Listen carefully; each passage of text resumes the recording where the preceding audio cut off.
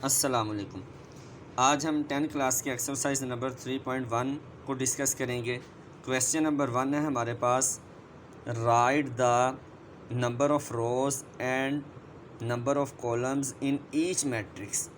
अब हमने बताना है कि हमारे पास हर एक मैट्रिक्स के अंदर कितनी रोज़ हैं और कितने कॉलम्स हैं। तो सबसे पहले अब हम डिस्कस करते हैं मैट्रिक्स ए को। अब हमने रोज़ चेक करने के लिए ये देखना है कि मैट्रिक्स ए के अंदर हॉरिजेंटल डायरेक्शन में एलिमेंट्स पर कितनी लाइंस लग सकती हैं। तो मैट्रिक्स ए पर हॉरिजेंटल डायरेक्शन के अंदर 1 2 लाइंस लग सकती हैं। तो इन अदर वर्ड्स के इस लिहाज से हमारे पास मैट्रिक्स ए की 2 रोज़ बन गई। अब हमने ये देखना है कि वर्टिकली डायरेक्शन के अंदर मैट्रिक्स ए पर कितनी लाइंस लग सकती हैं। तो वर्टिकली डायरेक्शन के अंदर 1 2, तो वर्टिकली डायरेक्शन के अंदर भी हमारे पास 2 लाइंस लग रही हैं। तो इस तरह हमारे पास number of rows in A equal to 2, number of columns in A equal to 2। आगे हम मैट्रिक्स बी की बात करते हैं। मैट्रिक्स बी के अंदर हम चेक करते हैं कि हॉरिजेंटल डायरेक्शन के अंदर कितनी लाइंस लग सकती हैं, 1 2 3, और वर्टिकली डायरेक्शन के अंदर 1। तो in the end number of rows in B equal to 3, number of columns in B equal to 1। इसी तरह आगे मैट्रिक्स सी को देखें। हॉरिजेंटल डायरेक्शन के अंदर 1 लाइन आएगी और वर्टिकली डायरेक्शन के अंदर 1 2 3। तो number of rows in C equal to 1, number of columns equal to 3। अब हम मैट्रिक्स डी की बात करते हैं। तो हॉरिजेंटल डायरेक्शन के अंदर 1 2 3 लाइंस आ गई और वर्टिकली डायरेक्शन के अंदर 1 2 3। तो number of rows in D equal to 3, number of columns in D equal to 3। उसके बाद मैट्रिक्स ई। तो हॉरिजेंटल डायरेक्शन के अंदर 1 2 और वर्टिकली डायरेक्शन के अंदर 1 2 3। Number of rows in E equal to 2, number of columns in E equal to 3। Question number 2 है हमारे पास, write the order of each matrix. तो ऑर्डर ऑफ मैट्रिक्स का जो फॉर्मूला है हमारे पास वो होता है number of rows multiplying number of columns, या दूसरी तरह भी रिप्रेजेंट किया जाता है number of rows by number of columns. तो सबसे पहले अब हम डिस्कस करेंगे मैट्रिक्स ए का ऑर्डर।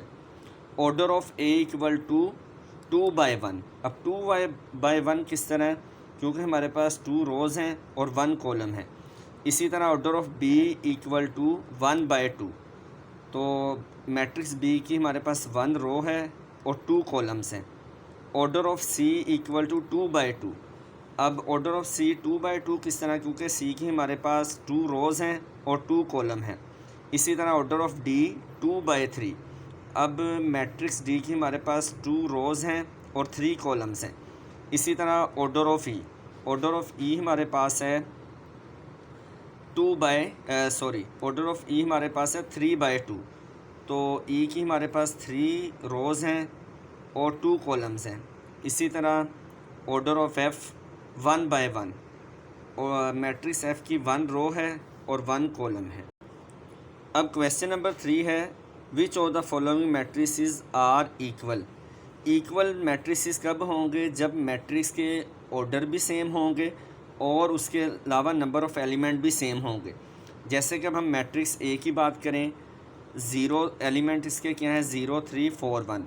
अब हमने ये देखना है कि हमारे पास नेक्स्ट दूसरा मैट्रिक्स ऐसा कौन सा है जिसका ऑर्डर भी सेम हो और उसके एलिमेंट भी सेम हो।